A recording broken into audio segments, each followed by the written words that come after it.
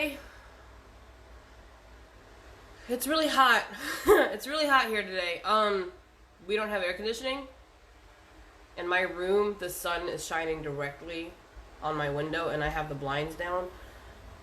But it's really, really hot in my room right now. So I'm going to try to keep this short, which I say that all the time and then it ends up being an hour. So we'll see how it goes. I forgot to put down a description. Hi, Carmen. How are you?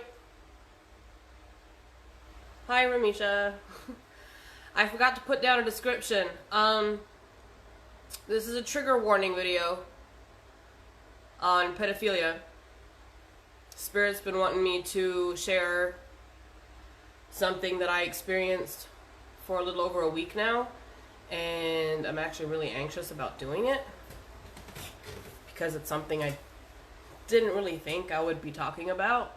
But today I figured out that it's supposed to be shared as a means to prepare people in one way or the other. How this came to be, I was sleeping.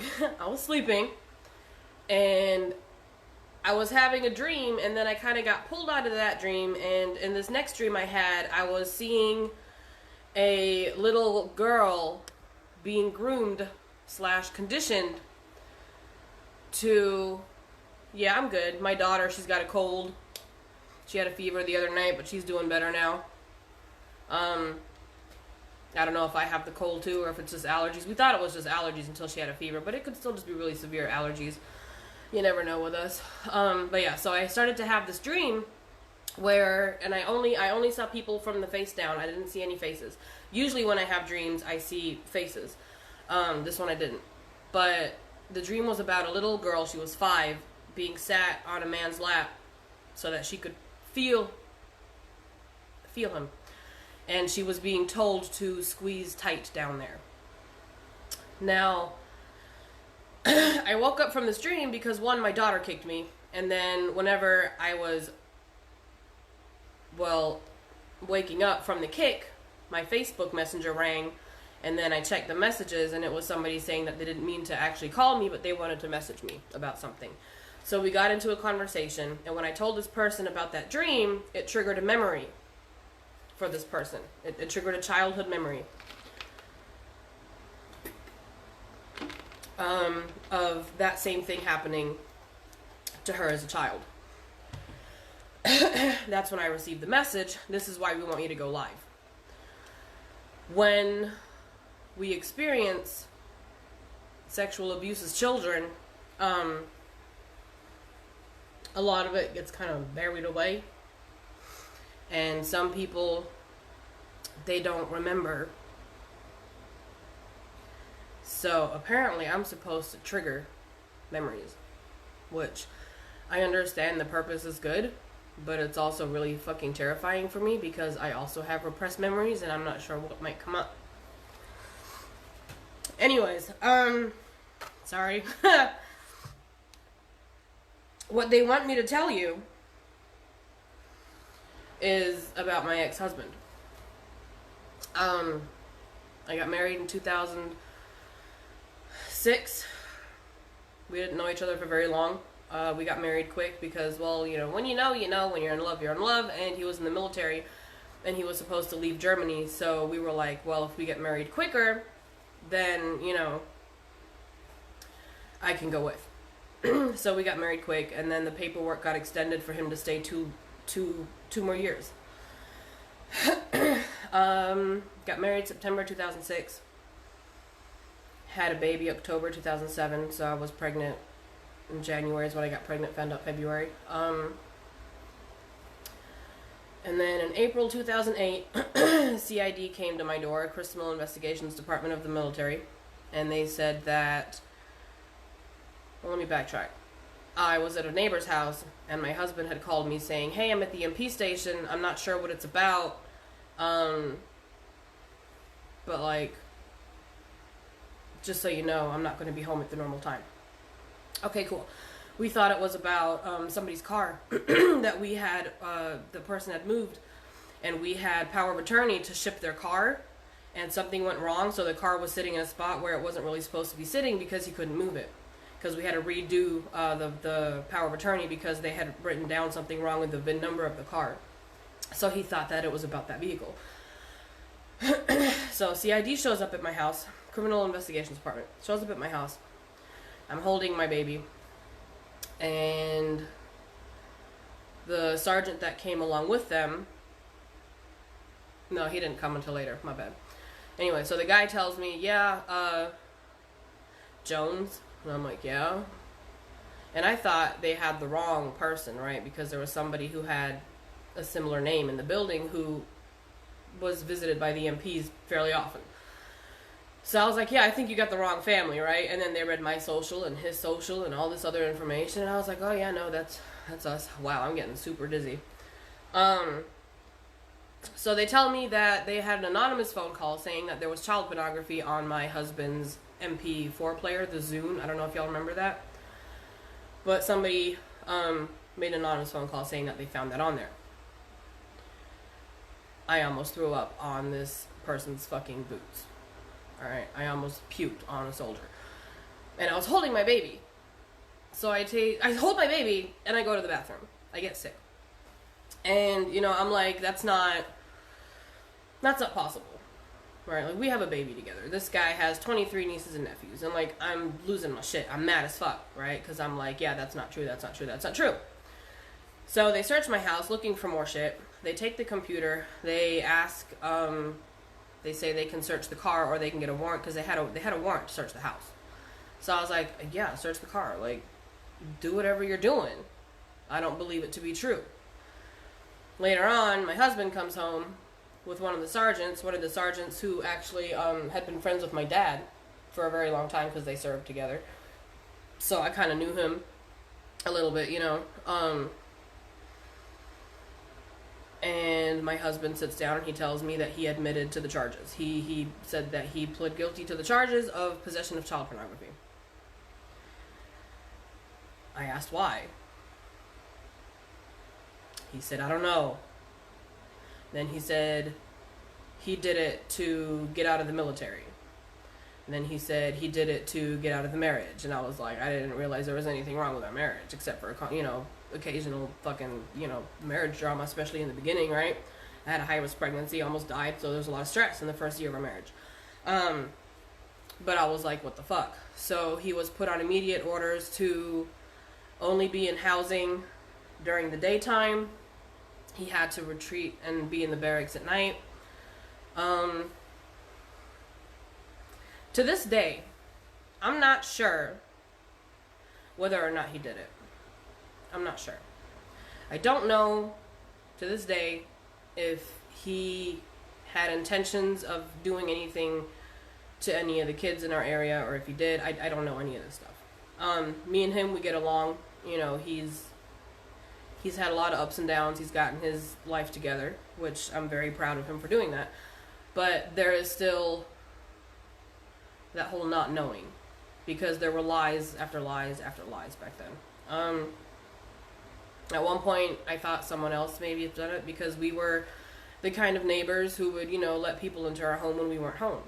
There were soldiers who lived in the barracks who were friends of my husband's, and if they needed to use the computer because they didn't have a computer or whatever, they were allowed to come into our home when we were not there. We would give them a key, be like, well, we're not going to be home, but here you can go, you can use our computer, eat food, take a shower, take a nap, whatever you want to do. So there was always the possibility that somebody else had downloaded the stuff onto our computer. But my ex-husband admitted that he did it. And then later on he said he didn't do it. Well, at this point it was too late, because once you admit, you're getting charged. So he is a registered sex offender. He did do time. Now, the way that I met one of my best friends was actually through him. She was working on his case. She was working for JAG.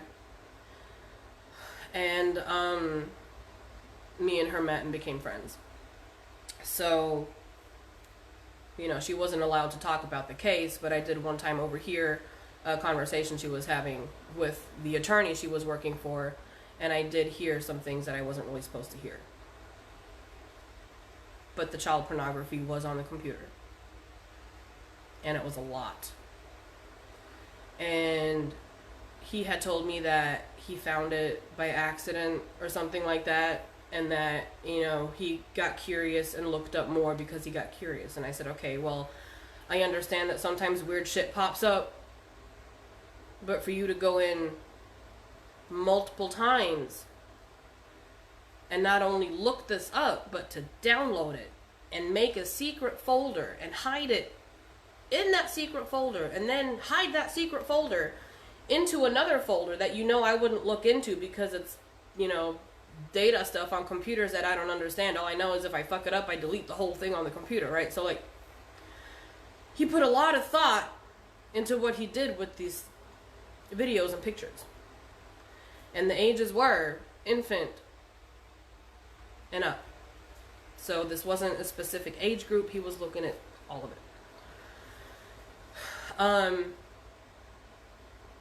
Then a lot of other shit happened that doesn't pertain to that, but I did end up going to America for a couple months to get away from him because he had to wait here in Germany because of his case and everything. But I did end up leaving. They sent me back to the States, which is funny because back to the States, I'd never lived there before. But that was the safest thing that they saw for me at the time because he was starting to hurt me and kidnap our kid. So my divorce was not your average, you know, divorce. It wasn't, oh, well, he cheated, or we just fell out of love, or we were fighting all the time, or financial issues. No, like, it was like, who the fuck is this man that I married? What were his intentions? Did he do something to my kid? Did he do something to the neighbor's kids? Those are thoughts that I had all day long, every day, for a really, really long time. And when he was in the States, he got arrested and went to jail for other things. Eventually he remarried, and the wife that he had, you know, we got along, she was cool, she was nice, you know. Turned out she had her own agendas, not in that type of scenario, but hers was more of trying to use my son to get disability. It was a whole weird fucking thing. She called my neighbor back then, told my neighbor, can you get her son's social security number for me? Like, who the fuck does that? You're trying to steal my kid's social to benefit you financially. So, even though we were getting along and they were helping out, you know, they helped me out a lot when I was pregnant with my daughter, my oldest daughter. Things got crazy later on, and I stopped all communication, in part because of the things that his wife was doing. And I was like, you're not going to see Josh anymore. You're not going to see my son anymore. Because it turned out that she was lying about some things. She said that she had taken these classes that would allow him to, you know, have Josh over there. And at some point, things just got really sketchy. And I was like, something's not adding up. And I tracked down his PO, and I called the PO. And I asked very specific questions. And all of the questions I asked were pertaining to things that they had told me. And it turned out that all of it was a lie. So I was like, okay, so she was lying to me. They were lying about this stuff. And his PO told me, because I was like, well, he says that he didn't do what he did back then. And that, like, I don't know what to do. Like, am I supposed to believe him or not? And the PO told me he's not allowed to give me any information. He said, all I can tell you is this. If he is being treated like a sex offender, then he is a sex offender. Okay, note taken. So, after that, a couple of years, we didn't have contact again. And then eventually, I think he went to prison for a year.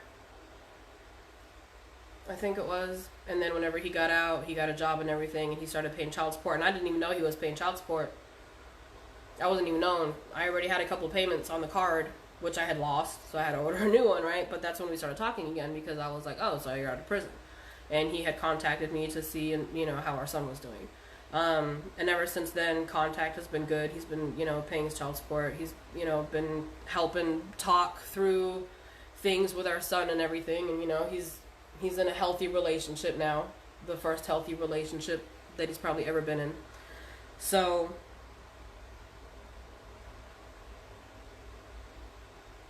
I don't fear him. You know, I don't see him as a danger to himself or other people or children. Whatever happened back then, I think, I don't know. I don't know. All I know is that It really fucked me up mentally. It really fucked me up mentally. I did not know if I could ever trust anyone. Which is why it took me, over 10 years to even get into the headspace at all of possibly, getting remarried again. Because when I was married, it ended in me not knowing who the fuck I was married to.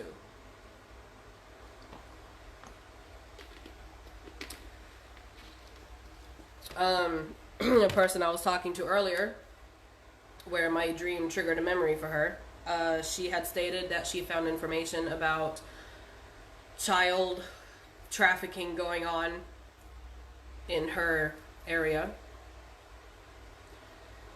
So one of the messages that I got about me having to share this is to prepare people to be aware of the fact that this shit has been happening for a really long time. And more than likely, we know at least one person who thinks it's normal or who partakes in it in some kind of way, whether it be through the actual trafficking or they themselves are hurting children. The man who put his hands on me, I was 10. He threatened to kill my sister and my mom. He was a soldier. It was after my parents got divorced. He was my dad's neighbor. He didn't get to do much because I saw what time it was and I said, your wife is about to be home. And sure as shit, she walked into the house. So, like a few minutes later. So I was lucky. Because after that, I stayed the fuck away from him as much as I could. I couldn't avoid him completely. We were always hanging out, He was friends with my dad, and the wife was friends with my stepmom, and us kids were, same age as we were friends. But I made it a thing to not be alone with him, to make sure that my sister was not alone with him. I stopped spending the night at their house, stuff like that. I never told anyone what happened until I was 16. And even then, I didn't really... My mom was just like, if somebody ever did something to you, you would tell me, right? And I was like, too late. She's like, what do you mean too late? And I was like, Tom. She was like, who? I said, Tom, Dad's neighbor, in housing. And she was like, what do you do? And I said, it doesn't matter what he did. It's already done. Then, in my 20s, I find out that he got kicked out of the military, went to prison because he did what he did to me, and then some, to his daughter and other kids. His daughter's friends. One of his daughter's friends spoke up. So I had that guilt with me for a very long time, because had I spoken up as a child, maybe he would not have been able to hurt other children. So pedophilia has affected me in a way in my whole life, like my whole life. And there's a lot of people who have had far worse shit happen. One of the messages that I got was that my story is not as visual, so that people are actually able to listen, because a lot of the time people can't listen to something because it's that bad. So I've had experiences and witnessed things that when I'm sharing these stories, I'm able to do it in a way where I'm not giving visuals that's going to make people go, I cannot listen to this, because I need people to listen to this. People are supposed to listen. That's what I'm here to do. Trigger shit. So be aware of your surroundings. Trust your gut. Trust your gut. When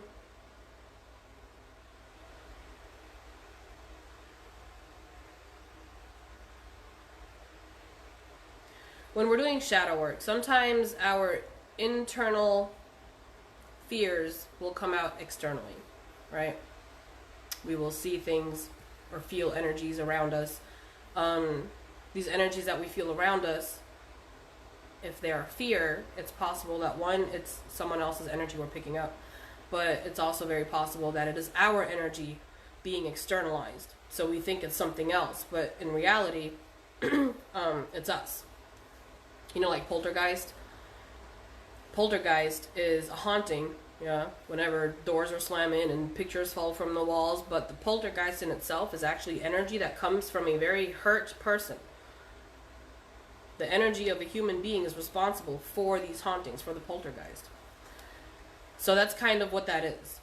Our inner energy is our fears, whatever it is being externally shown to us in some kind of way. So we'll see something or we'll just feel something around us, and you know how you can feel an energy and understand, well, I feel the energy of a dog, right? So it's like that. That's why we have to learn to integrate any external energies that we feel or sense that make us feel fearful or sad or anything like that. We have to learn to integrate and transmute that. How do we do that? By figuring out what part of us is feeling that feeling. What part of me is being externalized in fear? Okay, what fears do I have right now that this could be representing? And that's how we do that shadow work. We try to work through it, and sometimes it's really, really hard to do because, well, there are things that we don't always remember. We don't always remember what happened. And we don't want to remember. We don't want to remember. Why would we want to remember this stuff, right? Well, we have to. We cannot heal. We cannot heal completely if we don't remember. Because if we don't remember, we're not able to release. And we have to release. We have to release those emotions, those feelings, those fears. So, with everything going on in the world and more people waking up to the fact that there are really, really fucked up people in this world,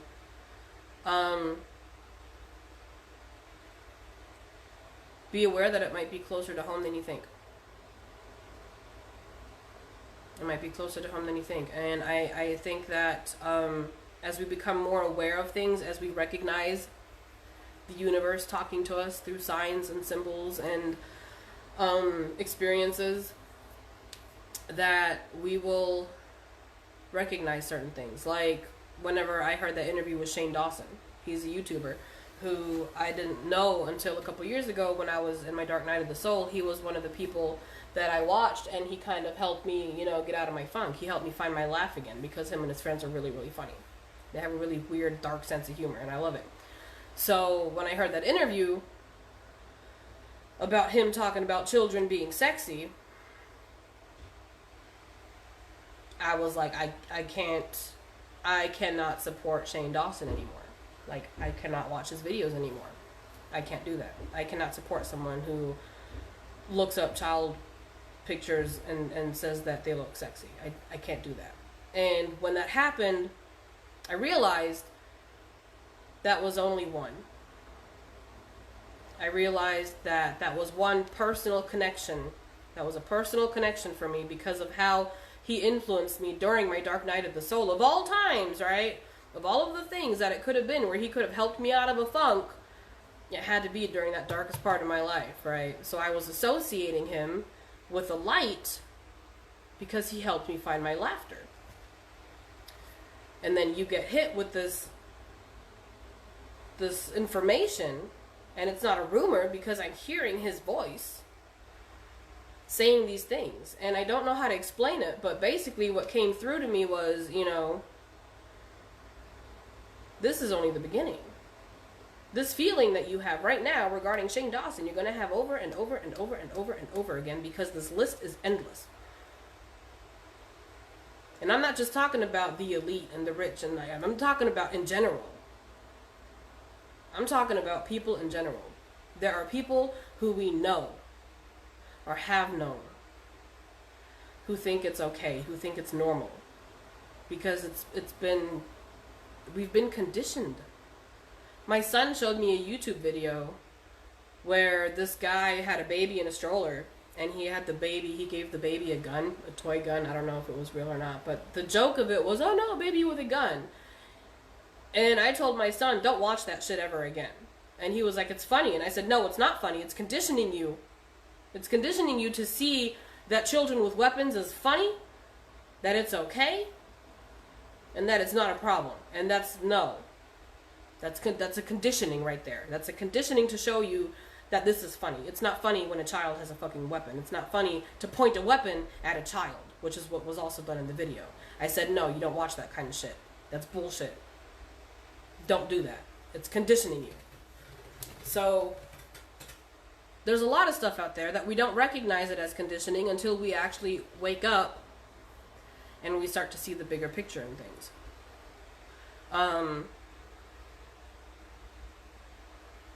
I've seen that thing with Pinocchio from Disney, where they're talking about the boys don't come back as boys from Pleasure Island.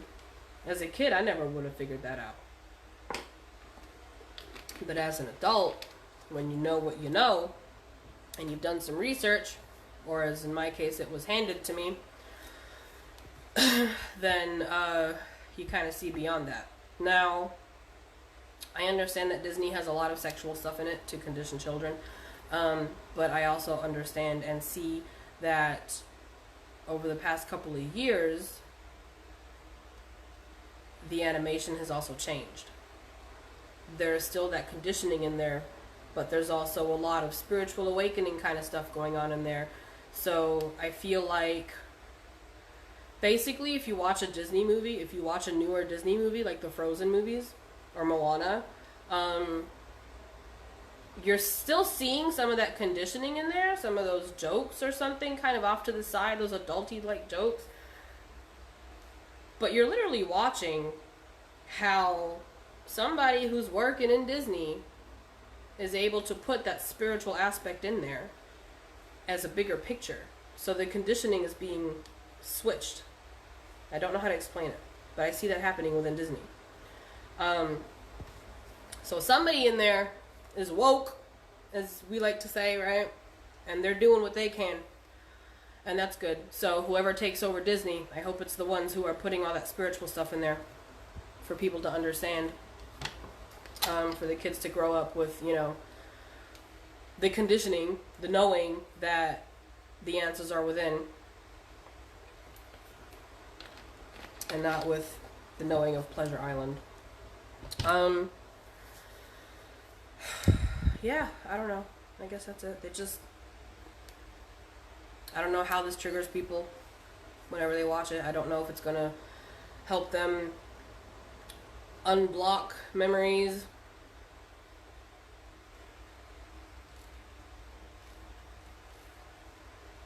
That's what it's supposed to do. Unblock memories and make people aware. Yeah, we have been. I think so too. I think so. Because I could have stayed in the States. But I was in a position where I did not see any other option at all. And then once I was here, I recognized, like, yeah, I did have other options. I could have stayed over there. I did have other options. I could have asked people for help who would have taken me in and helped me out, you know, because I had helped a lot of people myself. So I actually knew. And then once I got back, then my friends were like, why did you leave? Like, nobody knew what was happening because I wasn't talking about it, really. You know, so the universe just blindsided me. I put those blinders on that they put on the horses, so all I saw was one way out. All I saw was one way out. Had I seen the other ways out, I wouldn't have come back. But the universe put me in a position where I had to come back here. One, because this is where my healing had to start, because it's where my trauma began. Two, because I had to be in a position to be able to do that. If I were in America, I wouldn't have been able to actually heal. I wouldn't have had the time. I would have been distracted with work and kids, and 3 kids at that, you know, and probably alone. So I wouldn't have had that downtime that you get in Germany whenever you have a baby. So yeah, definitely put us here in specific places for specific reasons. It would only make sense that each of us shines our light from a specific space. And I've met other people in Germany online, and then I have a few people around me who do what I do. Not to the extent, but with the shadow work stuff. Like, they do their own shadow work, but they don't, like, help people with it as much. But everybody's got their own thing to do. I saw a post yesterday where somebody asked, like, you know, what are you guys here to do? Like, what's your purpose in this whole ascension process? And, you know, there's some people, they just hold light to transmute anything that's not light, you know, to put out into the world. There's other people, thank you, there's other people doing the groundwork, tracking down, you know, the people to save the children in the literal sense, in the 3D. So yeah, like everybody has a specific type of energy that they work with to do what they came here to do, what their soul came here to do. And mine is hell. Mine is hell. I trigger people to dig deeper within their darkness, which is hell. The pain, the anguish, the guilt, the fear, that's all hell. So I jump in there with you guys and help you through it. I came here choosing to be Lucifer. Basically, I came here choosing to be Lucifer is what happened. But it's cool because Lucifer brought me to my light. I was in dreams with Lucifer where I saw my light. I just didn't understand it. And I had the same dreams as a kid. But Lucifer was never showing, the energy of Lucifer was never showing itself to me in the form of a person. Those dreams in childhood usually were alien dreams. So it always took me a while to figure that out. It took me a while to figure that out. But all the UFO dreams and all the weird daydreams or visions I used to have as a kid, that I totally forgot about. Totally had forgotten about them. But the memories started coming back with having the same types of dreams and visions again.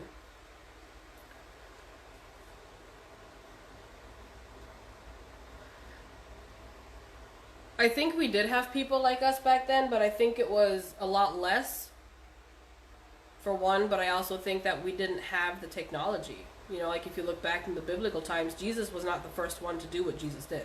I mean, he died, yeah, but like the messages that he was giving, the lessons that he learned to help other people, he wasn't the first one, and he wasn't the last one. It's just that, you know, we didn't have the technology. Back then, he had to say something to a group of people, and then, you know, that phone, what's it called, telephone, where you whisper something in someone's ear and it goes down the line, and at the end it usually comes out completely different from what you really said. I believe that's what happened.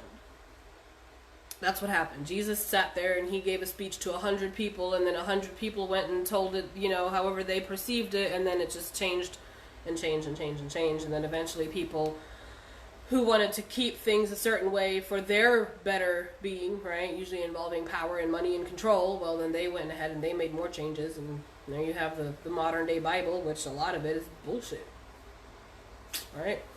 So that's, I think, what happened there, is that just a lot of things, you know, get changed the more people we talk to, but now we have technology where we can get on here and talk to you guys on the internet, and nobody can go and say, oh, well, this is what was said, you know, because people can go and they can look it up themselves and say, well, she didn't really say that, you know, so people can see it and hear it for themselves instead of relying on whatever other people perceived and heard, because everybody's going to perceive what I say differently, you know, just like the blog, because everything is in layers and dimensions. So I can say one thing, understanding on one level that I'm supposed to trigger somebody, but then it can cause a whole other type of reaction in somebody else. You know what I mean? So I don't get all the answers. I just know what to say sometimes. You know, they tell me what to share. And sometimes I channel directly. But I'm not always aware of what the purpose is. Sometimes not even until afterwards. One time I had to trigger my friend, one of my best friends.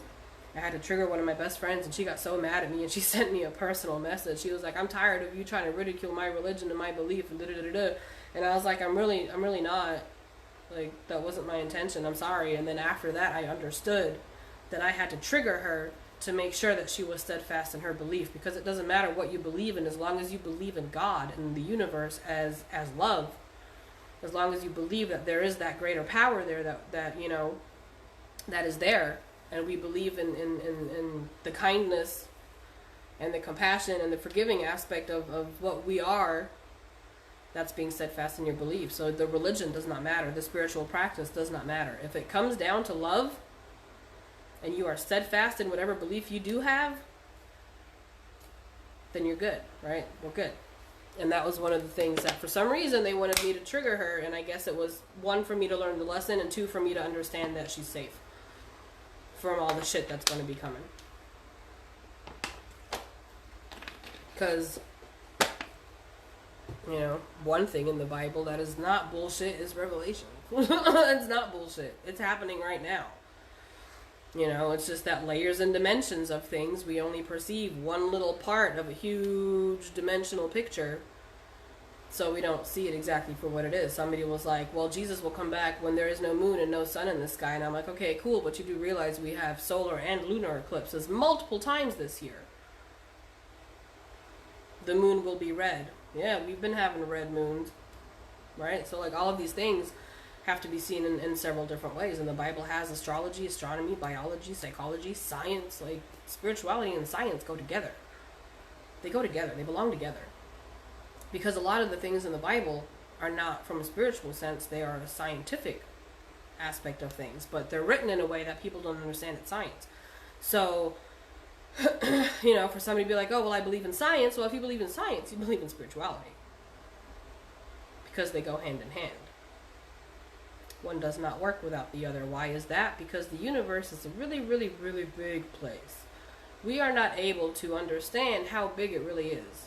You know, people talk about billionaires. We cannot even fathom how much a billion really is. So if we're talking in space and time and vacuums and, you know, quantum entanglement and all these things, we cannot get an image. We cannot get a visual of what that all really means. So for us to be scientifically advanced the way we are, for us to have things in history that we cannot understand how that happened, you know, like you look at some ancient artwork or you look at pyramids, we cannot replicate a pyramid. With all the science we have, we can't do that. The grounds were perfectly leveled. The stones were put in perfect positions to align perfectly with constellations and stars and shit. We can't pull that off physically. But they did way back then. So, you know, to believe that we, I don't know if you wrote the same thing Carmen did or if my phone is being weird.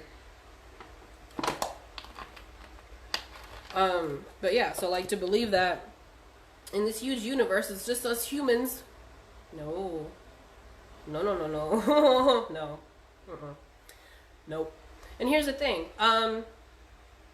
Music, for instance. If you look at different artists, a lot of them will have the same messages within their songs, right? Michael Jackson was really big on healing the world. He had a song called Heal the World. He had a song talking about the man in the mirror to make a change, right? That's shadow work, starting with yourself, going within, fixing yourself in order to what? Heal the world. His thing was save the children. So he had received those messages, whether he was aware or not, he was receiving those messages. Justin Bieber's got songs about intentions and purposes and stuff like that, you know. So we get these messages, and then we perceive them a certain way because we get these messages through lessons that we learned, right? We learn the lesson before we understand and share the message.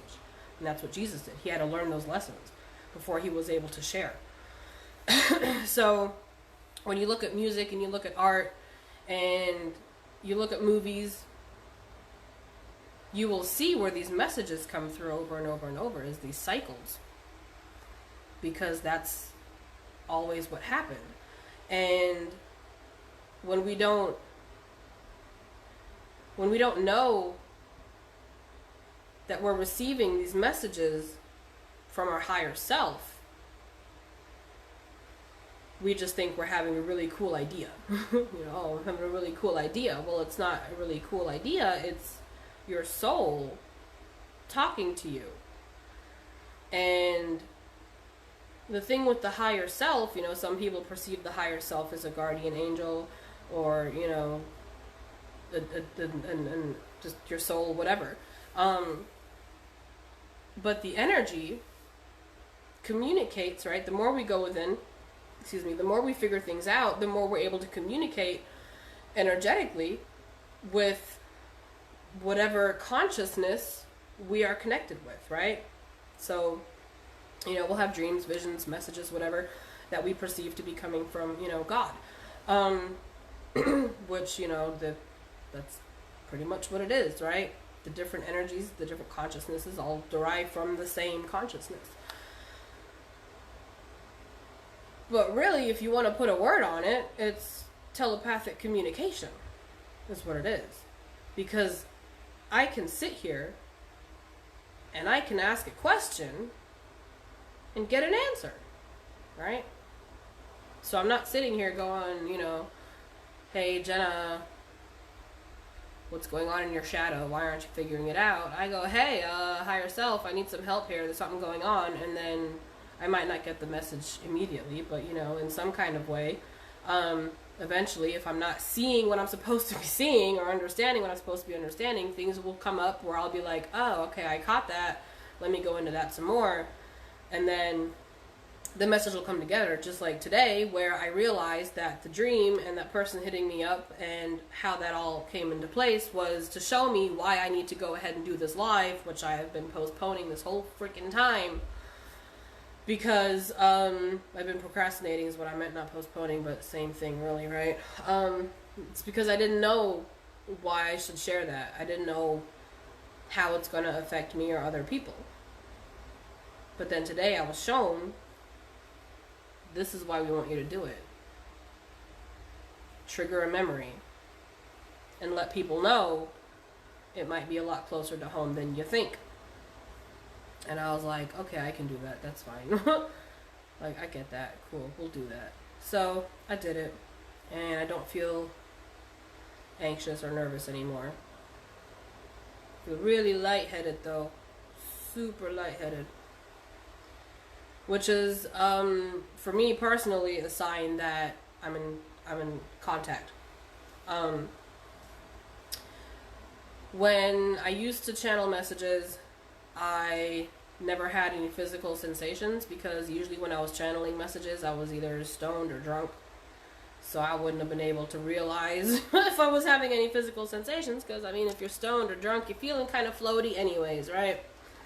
And then whenever I started doing tarot more often, and I was learning how to, you know, what the cards mean and everything, which for me, the thing is with the cards is that, I'll pick up messages. So sometimes you can see a card and, like, if you look up the meaning of the card, you'll be like, that makes no sense, but I'm getting a message along with the image or whatever.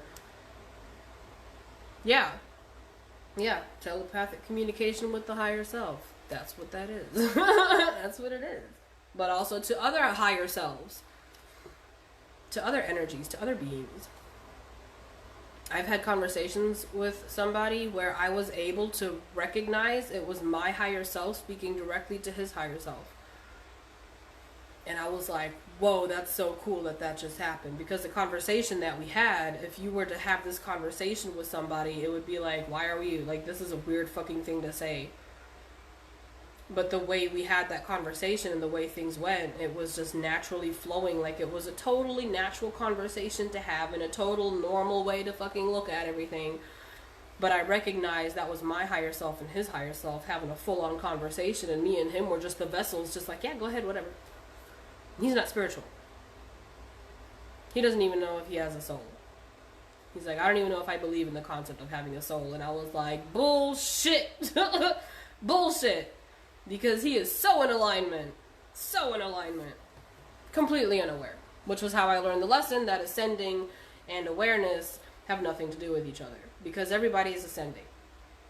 Everybody is ascending, but we don't have to be aware. I do believe that at some point in time, everybody will be aware. On some kind of level. Not necessarily that they're ascending, but that there is an energetic shift going on that they're going to be able to sense in a certain kind of way, but that doesn't necessarily have to be in this lifetime.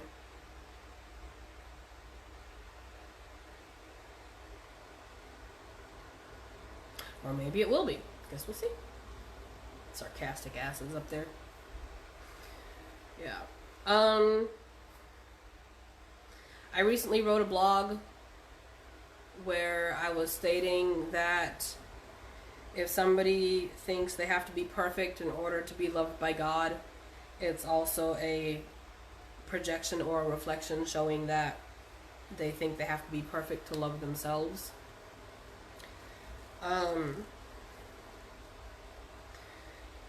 We have free will, so we have the choice to perceive God however we want, right?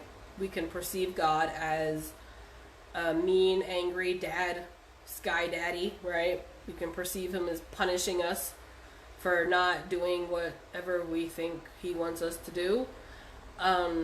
We can see God as pure consciousness that just kind of chills out and watches everything unfold. We can perceive him as love. We can perceive God however we want. And then eventually we will feel what God really is, right?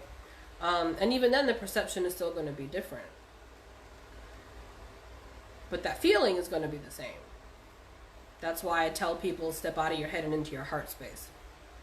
Because thinking is not the way to feel that kind of feeling. But we do have free will to perceive God the way we want. And when I realized this whole, we perceive God the way we perceive ourselves thing, it was because a friend of mine was, perceiving God as kind of like an overbearing parent. And one that instills fear and anxiety and stuff like that because of, punishing or trying to, whatever. And it kind of hit me. I was like, well, do you think that maybe that's how your kids see you? Because you kind of keep them on a tight leash for reasons that, personal reasons, but I mean, they're legitimate reasons for their safety. But like, as a child, going from the child's perspective, they would look at the parent in that kind of way, right? Overbearing, instilling fear because they want you to be cautious, whatever, and that's how she perceives God. So I was like, so you perceive God probably in a very similar way that your children are perceiving you. So the God that we perceive internally is the God that we express externally. And I believe that's also how we communicate with the higher consciousness. My higher self and the other energetic consciousness things that I communicate with or that communicate with me, most of them are very funny, sarcastic. I've had experiences during astral projection where I woke up laughing, just like, what the hell was that about, right? So, and I've always been a really goofy kind of person. So, like, to me, God is funny. Very funny. Stupid funny. I mean, oh my gosh, guys. I don't even know if I told you all this stuff. So, a couple weeks back, when I first started doing the lives, I was in a super, super high vibration. I had like a quantum leap. I was in a super high vibration. I was downloading like insane. And I didn't anchor into that vibration. I dropped back down and anchored in a lower vibration. But that's the vibration that we're going to attain. That's the vibration we're going to attain. But you get sneak peeks, and the higher up we go, we get more of them sneak peeks, and then we anchor a little lower, and then we get another sneak peek. Y'all know, these shifts, right? But I anchored really high up in there. And, I mean, I got a glimpse really high up in there. So, during this time, I had a lot of Christ-like cycles showing up that I would notice in movies, in life, whatever. Made a live about that, too. Kind of. I touched base on it in one of the lives. Some of the things that were happening were I would receive messages where numbers would pop up, and then I would hear Revelation. Okay, cool. So type in the number, Book of Revelation in the Bible, and then something would come up. One of the things was the star of morning coming from the sky with the key to the abyss, blah, blah, blah. And I've read Revelation before, but I never understood it. That time, I looked at it, and I was like, okay, cool, it's talking about Lucifer coming down with the key to the abyss, right? And a volcano eruption. It's a volcano eruption. Got it. Cool. I understand that layer, that dimension, that specific meaning, but there are more layers. Another one that I saw was about the false prophet, where I got the message what the false prophet is. Now, the way this came to be, for me to receive this entire message, it happened in parts, right? I was talking to somebody who works with the energy of Lucifer. Basically, Lucifer uses this specific person as a vessel, right? Because these energies, these angels, these ETs, whatever you call them, they have multiple vessels.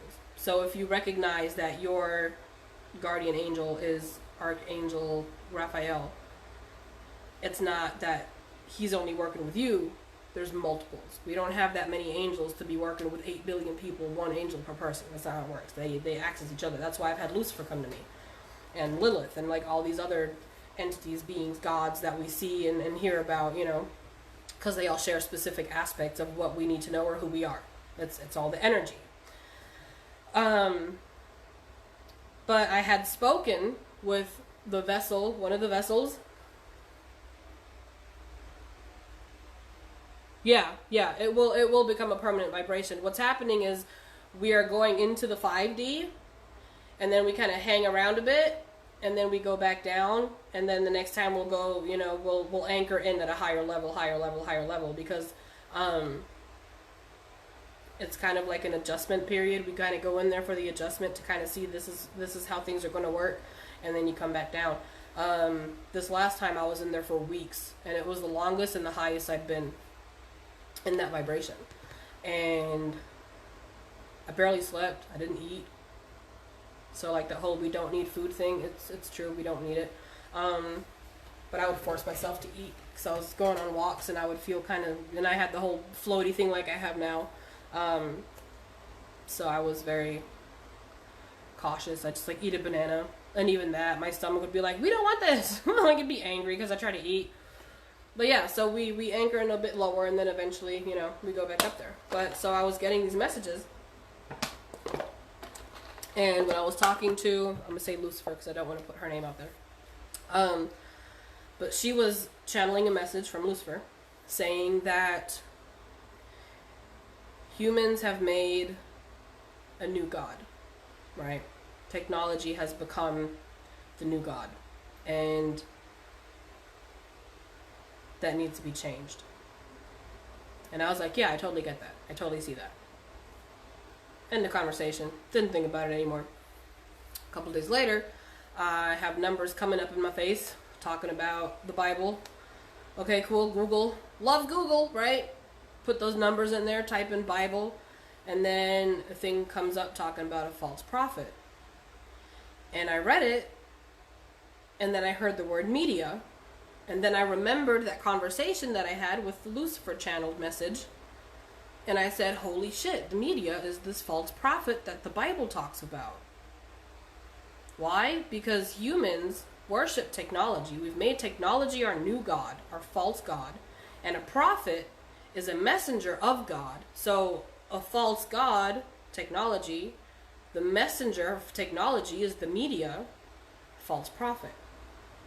So I channeled that message, but it didn't come through all at once in one message. It came through a conversation over here that I completely forgot about, and then a message over here, hey, look this up, or it was coming from my higher self, from the ETs, the aliens, angels, whatever you want to call them. And I put two and two together, and I was like, oh snap, look at that. So when we're starting to channel messages or trying to understand things, it's not always going to come in as one big epiphany. It's going to come in a little bit at a time, where you got to put these pieces together, and then they eventually fall into place, and you're like, oh, okay, I get it. So that's the thing with spirituality, that I feel like a lot of people are just like, oh, it's just like snap and you know everything. No. That's not fun. That would be so boring. That would be so boring if we just woke up one day and was like, oh, full Kundalini awakening, I know all. That's boring as shit. No, this is supposed to be fun. So when we get these pieces of the puzzle, it's like a never-ending game of Clue. It's fun as shit. And I had that going on for weeks, and it was really cool. It was really, really cool. So one of the things I had received was, looking up in the Bible again, which right now I don't really have that going on. I am about to hit another shift, though, which is why I'm extra floaty. But it was talking about fire raining in the sky. And I was like, I don't get it. I said out loud, I don't get it. And then I heard the word comets. And I was like, huh. So I go to Google and I look up comets for, I think it was July. And sure shit, it was talking about there's going to be a lot of comets in July. And then who did we have popping up? Neowise or whatever that comet was. Yeah. So the false prophet was talking about rain in the sky. The media was talking about comets. Book of Revelation. Literally happening right now, guys. Right now. Yeah, I know. And they have no fucking clue what the fuck they're doing. Like, they're doing what they think is serving, their higher self. Well, not their higher self, but their, higher human purpose, money, power. But with us starting to wake up and remember and understand, they're losing that power. Which is why they're trying to instill so much fear into the world. Because fear keeps people under control. Just that now people are mad. They're pissed. You can't control people who are pissed. So, that's why whenever they started burning shit down, I was like, yeah, I see you, America. People were like, oh no, how can you support that? And I'm like, I don't support them hurting each other. I support the purpose. The purpose is destruction. We need that destruction to rebuild. And it also, it's exposing people for who they really are. Y'all want to think about Judgment Day in layers. Well, there's Judgment Day where we have to come to terms with who we are and accept it and either change or not change. There's Judgment Day where people around us will see who we really are, and then they can choose whether or not they want to keep us in their circle or not. Some people might end up terribly, terribly alone. There's Judgment Day by law, where people are being exposed for crimes that they've committed, and then they will end up having their, prison sentence or death sentence for some. Judgment Day comes on many, many levels. Now, if you look in terms of a possibility of actually leaving Earth, if you think of that possibility, that somehow we would leave Earth and then, because, every couple of years, every couple of years, the Earth kind of underwent some sort of a complete destruction, right? Where everything was wiped out, so everything could start over completely, right? New cycle, new Genesis, right? Revelation and a Genesis, Revelation and a Genesis. This is not the first time this has happened. It's just a different storyline, but it's the same purpose. It's the same lessons. It's the same process. Destruction followed by rebuilding. Now, if you go from a global aspect, if there is a possibility that this time around it's going to be another thing where the Earth gets, Gaia says, okay, we're just going to wipe it all out and start over, then if you want to look at Judgment Day and the rapture and the new Earth, right, going off the Bible, Jesus comes in, takes these people to a new Earth. Okay, cool. Now, I've learned that God, the universe, this energy, does not necessarily work in that specific sense, okay?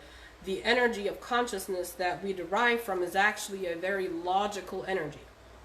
So logically speaking, if Jesus were to come and move people, actually move people, like it says in the Bible, or to actually move people, then that would mean that the people who have used their free will to make the choice to be better people, the ones who are choosing to be better, whether they're aware of the ascension or anything, doesn't matter. All that matters is that they go within and they go, I'm a fuck up, or I fucked up, or I'm hurting, or I'm sad, or I'm not who I really want to be. And they're doing that work, right? They're working towards that Christ consciousness. Whether they're aware or not does not matter. Okay? So if you're thinking in terms of somebody's going to come and take us off the earth, and we're going to have a new earth, then a logical, scientific explanation would be that the UFOs everybody's been seeing pick up the people who made this choice to do better, be better, become love, pick them up, and then Gaia does her thing, right? Complete destruction, wipe out all the pedophiles, wipe out all the murderers, wipe out all the bullshit, right? And then we come back to a new earth and rebuild. So, if you're looking at an aspect of the Bible, I feel like that's the more logical thing than to say, well, we're just gonna, move all the people to a whole new planet. Which, I mean, that is possible too, because there's planets that we don't know are there. So, but yeah, that was one of the things that came to me one day, along with the message that, none of my thoughts are random, because I'd be like, man, that's a random ass vision or a random ass thought, and then I got the message, like, none of your shit's random. None of it's random. Years ago, I had this random thought that if we took cockroach DNA and altered it and inserted it into human DNA, that we could cure illnesses. Why? Because cockroaches are known to be resilient. Their DNA adapts to their surroundings, which is why they would actually be able to survive chemicals, right? Whenever you spray chemicals, it only takes a couple times, and then they're like, yeah, fuck you, this shit don't work on me no more. Why? Because they have something within their DNA that helps them adapt. And I don't know how old I was.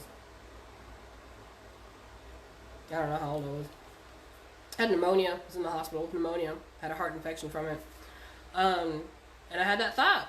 And I was like, man, how weird would it be if we could, use cockroach DNA and make it into a cocktail so that we can just alter our DNA to adjust to any type of illness or chemical or poison, instead of us reacting or possibly, being sick or dying. It would just be a matter of time, and our DNA would just adjust to it. Now, that was a random thought I had. But now, I'm like, you know what? That don't even seem too random, considering all the shit you're hearing about altering DNA. So, a lot of the things that we have come to us that seem like a really good movie or story idea, they're usually tied to more than we realize. One time, I had this crazy idea that Bigfoot, the reason people see Bigfoot, right? Because you hear, oh, Bigfoot, and he was gone within 3 seconds, right? How does a 6, 7, 8 foot smelly ass, hairy ass thing disappear in 3 fucking seconds, right? And I was like, wormholes. Intergalactic wormholes. Bigfoot is not of this earth. He just comes through to check in on us or do whatever he's doing, right? And wormholes, right? I was really stoned when I had this idea, too. But now, if I think about it, I'm like, when I was stoned, that was also when I channeled all those messages that I used to channel. That was when I was used as a medium. That was when I saw the orbs and the light beings and all this stuff just with my bare fucking eyes. So, to think back and go, well, wormholes, that was probably not just a random idea because I was stoned. It was probably some sort of a truth within that, right? So, I'm not saying that that's exactly what it is. I'm just saying that's a possibility because there are layers and dimensions and perception. So, I don't know, man. There's just a lot of stuff going on and a lot of things that a lot of people they don't want to confront within themselves or with people around them. And not too long ago, I was having a really hard, this is a week ago, 2 weeks ago, before my cat died. I was going through this weird transition where I was like, okay, What if none of it's real? What if none of it's real?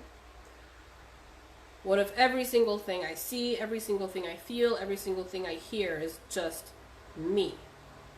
And I didn't know how to explain it. I did not know. So I was going in circles, saying the same thing that everybody knows over and over and over. And so I was talking to my friend about it. And she was like, yeah. She's like, I feel like everything you just said was like, this is a tree, this is a pond. And I'm like, yeah, I know. Yeah, I know. And I was like, yeah, I know. But I don't know what I'm trying to explain. Like, I could not put into words what I was feeling, right? And it had me in a weird space, because I was like, okay, so if I am at a point where I am perceiving all of this stuff as just me, right? Does that mean that that's not a part of the reality? Or does that mean that I am officially understanding, functioning at a level of oneness, right? Because that oneness that we talk about is also layers and dimensions of being. So I don't know what it was, but it felt really weird, and it made me feel really disconnected from my higher self, and it made me feel really disconnected from the consciousness of love, and I was just in a really weird space. I was like, I don't understand anything. And I was trying to figure it out, and I was like, am I telling myself that God is not real? Am I telling myself that the messengers are not real? Am I telling myself that the visions and the dreams are not real and everything is just a figment of my imagination and I am completely insane? It was like the dark night of the soul, where you feel like you're completely ripped out of a reality and placed in a space and you're like, hold up, this is nothing that I know of. It felt like that without the depression, right? But that initial feeling of being ripped out of one reality and set into another, that's what I was feeling. And it was really confusing me, because I was like, I don't know what to do with this. I don't know how to translate this, and I don't know how to integrate it. How do I integrate understanding that the universe works in a very logical way? Consciousness is very logical. But also understanding that logic is not necessarily the universe or God, it's just me. But then, of course, we are that consciousness. So I was having this back and forth between, is all of that I'm perceiving as external not real? Is it not real?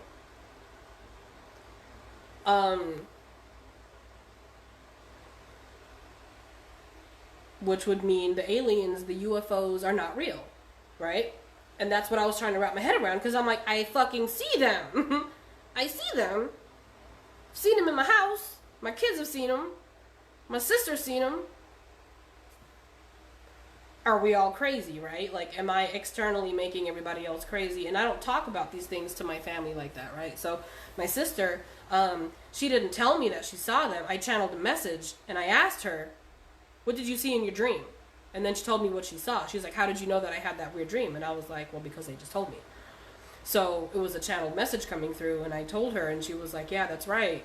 Like, this is what I saw. And I was like, okay, cool. And I didn't tell her what they told me. I just asked her, what did you see? Exactly. We get the confirmation that we're not crazy over and over and over again. We get this confirmation in weird fucking ways sometimes, right? So I get the confirmation I'm not crazy, right? I got the message to look at the sky or watch the sky a few months ago while I was outside in our pool. And I was looking at the sky, and I was like, I don't know what I'm looking at. But something that I had started to notice last year already was that the sky looked different to me. I was like, the clouds don't look like they used to look. But I figured it was just kind of that shift in perception, because the trees were also greener, and the overall air looked cleaner. Like, I don't know, like, it's like my perception of the world went from old box TV to 4K Ultra HD vision, right? And I was like, whoa, everything's so bright and colorful and beautiful. So I figured the sky looking different was a part of that. But then a few months later, I realized that this is recent. When I say recent, I couldn't tell you if it was 2 days ago or 2 months ago, so just bear with me. I have no concept of time. Time is not a thing here. And my neighbors are noticing that I have no concept of time, because they were like, how do you never know what day it is? And I'm like, because I just go by day and night. I don't know. And now school's about to start, so that's going to be an issue. But yeah, so I went for a hike, and when I got to the top of the hill, I was like, man, and I was talking out loud. I was like, man, this sun is right up in my face. I'm going to get a sunburn. I should have put on a hat or something. And then a cloud moves in front of the sun, and I didn't notice until later on. Like, I noticed that it did that, right? Because I was like, oh, cool, bet, thanks, right? I said thank you to the cloud. I'm weird. What can I say? I also shared my bottle of water with really dry plants on farmland that day because I noticed that they were too dry, and I didn't have enough water for the acres and acres of land, but I shared some with what I could. It was, I do weird shit, okay?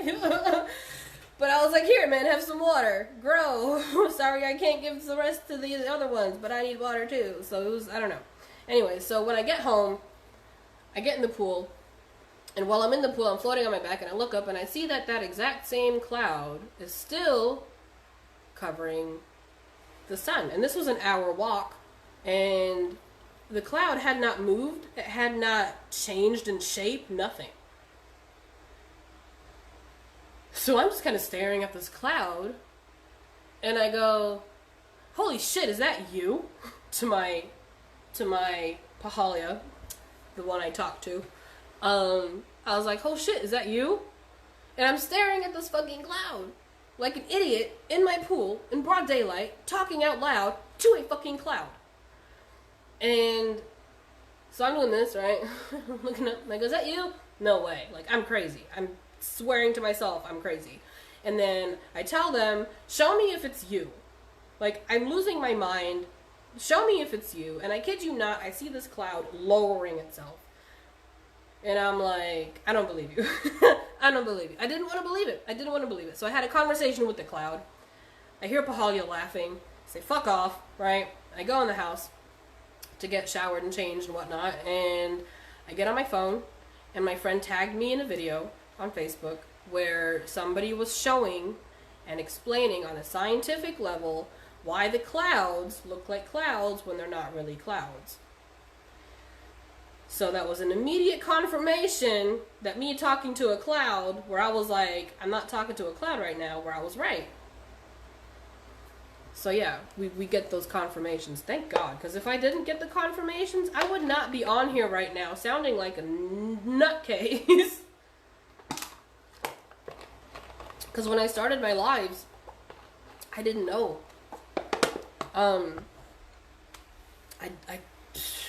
I didn't know what I was going to say or what I was going to do. I had told my friend I'm going to have to make videos at some point.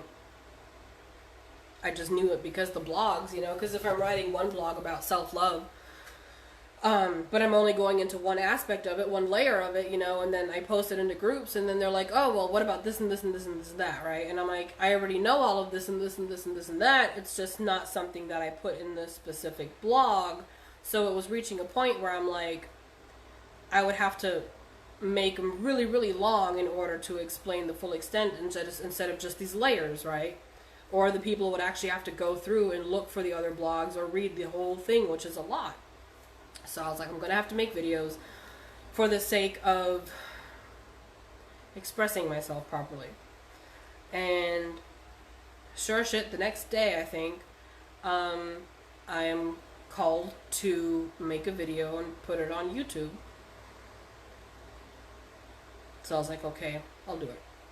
And I made 3, I think, over the course of 2 or 3 days, where I made 2 or 3 videos. And in them, I was explaining manifestation and examples of it, how it works. I was explaining the whole twin flame concept. I was explaining the Luciferian and Jesus energy within that concept as well. Egos, zombie. I was explaining how I use the word zombie, what it means. So I had these 3 videos where I was explaining specific terms and lessons that I learned that are in my blog. And then I received this huge fucking download from Save the Children and Trump and the Antichrist and the Rapture and all at once. And when I got that message, I was talking to my son, and somehow it just, all this stuff just started coming out of me. And my son was like, "That's a lot, Mom." And I was like, "Yeah," and they want me to share it. So I had made these videos and posted on YouTube explaining how I express things and why, and how I ended up doing what I'm doing on here. And then I had to go live with this crazy amount of crazy sounding information. And then I realized that I was guided to post those 3 videos so that when somebody comes in and watches any of my lives, if they go back and they watch those 3 videos and that very first live, they will understand that I'm not crazy. Everything that they would need to understand why I'm over here saying certain things the way I do, or specific words, it's all within those first 4 videos, those 3 videos, and then that live. And when I recognized how that worked out, I was like, damn, that's crazy. Hold on, I gotta hit see more, and every time I do, ooh, it worked right away. Cool, yay, fingers are not being super fat today. I got stung by a bee yesterday. That sucked. It was an accident, though.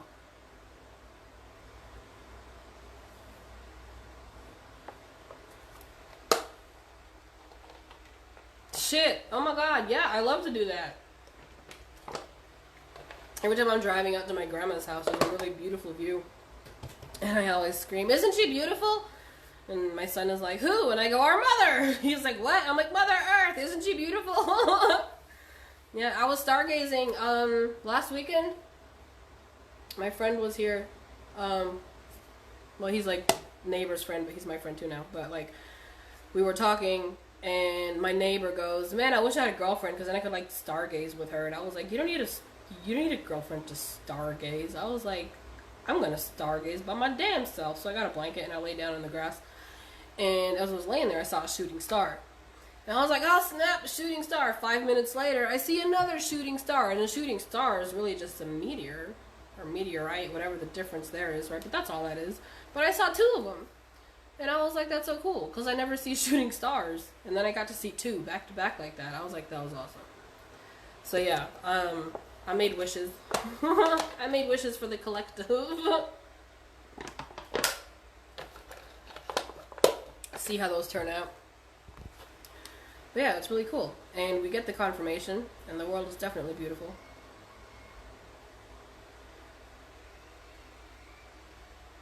I have an angry kid out there.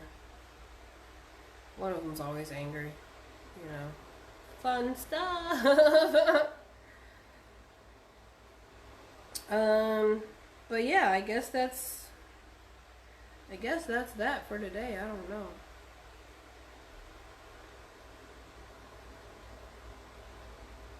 Yeah, perceiving God as yourself, the way you perceive yourself. Yeah. Love yourself so that you can accept love. That's where I was getting with that. See, this is why, like, I usually write stuff, because if I'm live, I go 50 different places and lose track of what the fudge I was saying. Yeah, so we can perceive God the way we want, and I also think that, you know, there's a lot of conditioning involved with that as well. One of my things growing up was that, you know, my dad was a Christian, so with Christianity comes a vengeful God, a jealous God, an angry God. And I didn't like that. I wasn't, it did not feel right to me. It didn't feel right to me that the creator of everything would be mean, right? And now I understand that it's, again, perception, right? When the world gets wiped out, I don't see it as a bad thing. I see it as a necessity. So that's how that consciousness works, right? You're welcome. That consciousness works on a level of logic, which is why we refer to God, the consciousness that is God, as He, as masculine energy, because the masculine represents logic. And the feminine, Mother Earth, nourishment, nutrition, growth, intuition, emotion, is the feminine. But they still come together as one. It's still one consciousness. It's just a different aspect of that consciousness. which is why when people fight over gods, religion, I'm like, y'all are fucking up. You're literally fighting over what the proper name is for love. Because it's all the same. It's just different aspects of that energy that give us a specific message, you know, in whichever way we perceive that message. So Odin, you know, the energy of Odin came to me to let me know an eye for an eye, which is also what was, you know, in the Bible, an eye for an eye. But the lesson behind an eye for an eye was to give up vision, was to give up sight for vision, right? Give something up, make space to receive something. Hold on. What?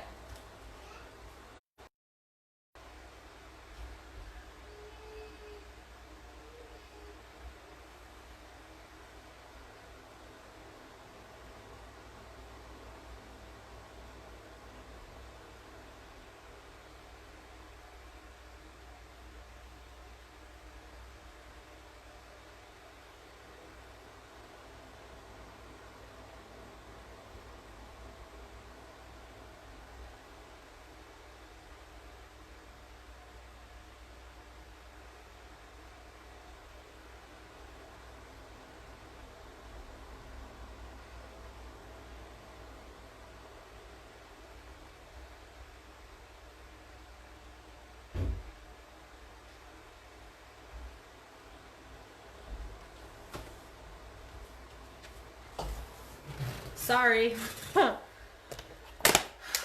What was I saying? See, this is what I mean. What was I saying? Aspects. Odin. Got it. Thanks, P. Yeah. So that was something that I was learning, was that you got to make space to get something. You have to give something up to receive something bigger. And that's how that works on many levels and dimensions, right? Like, I gave up an eye, my life in America, to get wisdom, came back to Germany, attained wisdom through healing and learning and recognizing lessons and cycles and breaking out of those cycles. So that was one thing. I had Sekhmet come to me after my surgery, where I almost bled out, and I didn't know who Sekhmet was. She's an Egyptian goddess. I didn't know who she was. I found out who she was. Funny enough, one of her stories, you know, is her story is that she got fucking obsessed. Let's say it that way. She went blood crazy, and they had to put alcohol into the blood-stained rivers for her to drink from, so that she got drunk and passed out and she stopped killing people. And it was funny because, well, I was in a river of my own blood and almost died, and she came to me after I was, you know, home from the hospital already. So, but she was showing me that I am fire. I am. Because in the dream, when she came, we burned my box of bullshit, is what I call it. I had a box, and I said, I don't want any of this anymore. And it was my bipolar disorder, and my depression, and my anxiety, and my insomnia, and my PTSD, and, you know, all of these mental things that I had going on.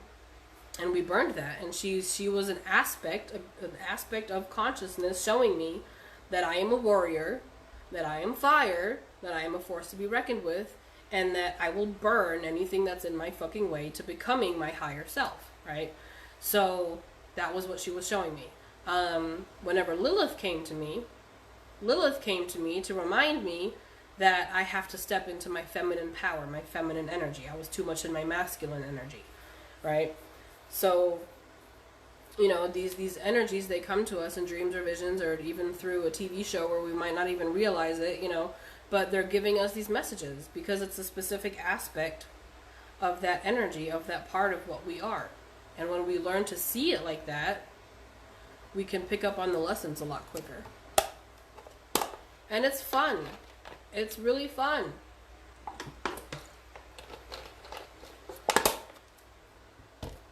You know, and then, you know, you have the whole the dreams thing is oftentimes where people are like, well, you have your dreams, and every character in the dream is also a reflection of yourself, which, yes and no. Some dreams are visions, some dreams are messages. So it just depends on what part of your consciousness you're tapped into, I guess would be a way to put it.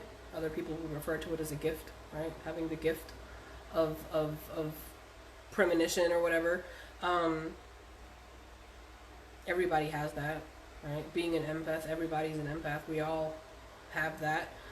Telepathic communication, everybody has that. It's just that in this specific lifetime, you know, we've all come here in our vessels with easier access to certain parts of that consciousness because we need them to do whatever we're here to do, right? And not everybody has to be aware because energy is energy and the higher self knows what it's doing. So, the need for the awareness, how am I supposed to explain that?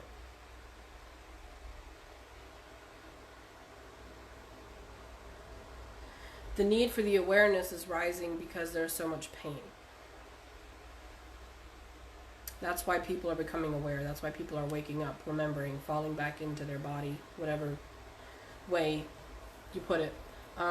It's because the pain on a worldwide scale has reached a point where people are so far away from themselves that they are causing destruction on a level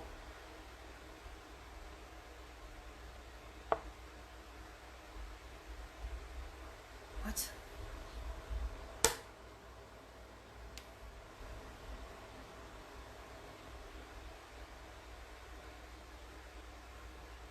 Okay, that's a better way to put it.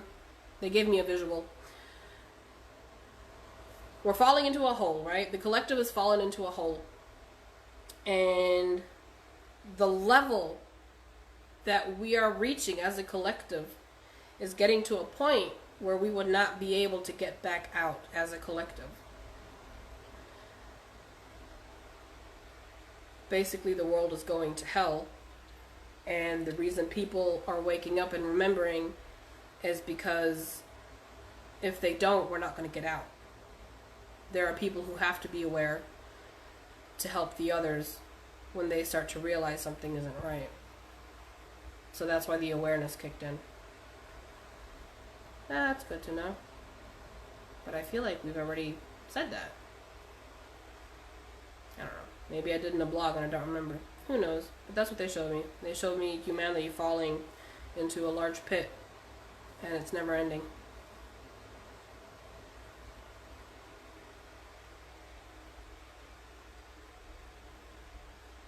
And the only way out is to remember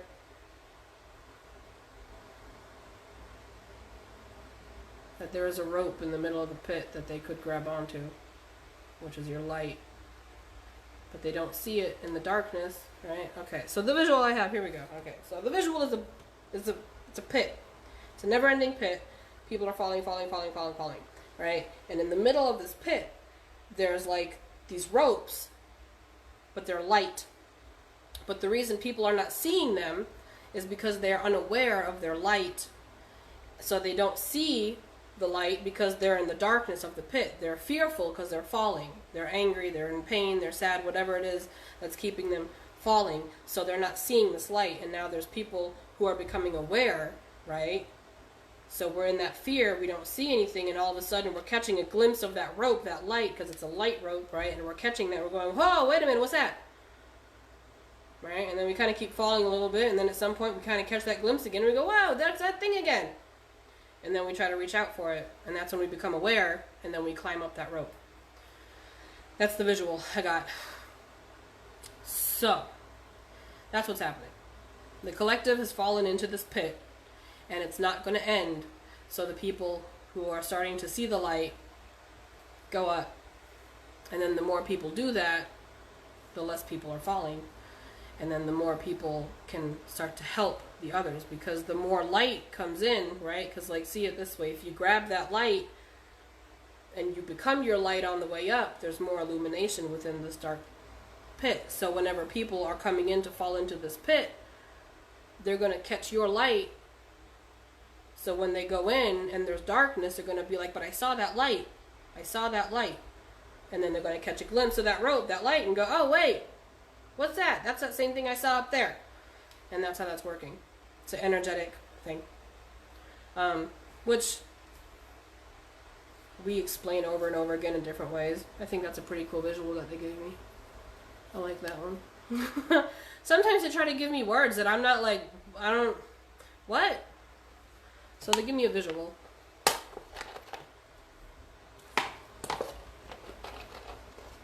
So that's why the awareness is not a necessity right now, but it is something that is going to happen more and more and more.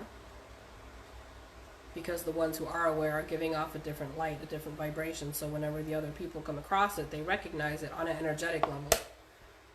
And then when they're in that darkness and they recognize that same energy, that same light within that darkness, they go, oh wait, I remember that from somewhere. And that's pretty much what's going on a collective level. So the more people become aware and start to shift, knowingly, consciously shift their energy, and learn how to read, you know, the signs and the messages coming from the divine, the easier it is for the rest of the people to raise their vibration, because the more light is already around them, the easier it is for them to come out of that darkness. Which is really cool. That's what we want. That's what we're doing all this for, right? And there are people who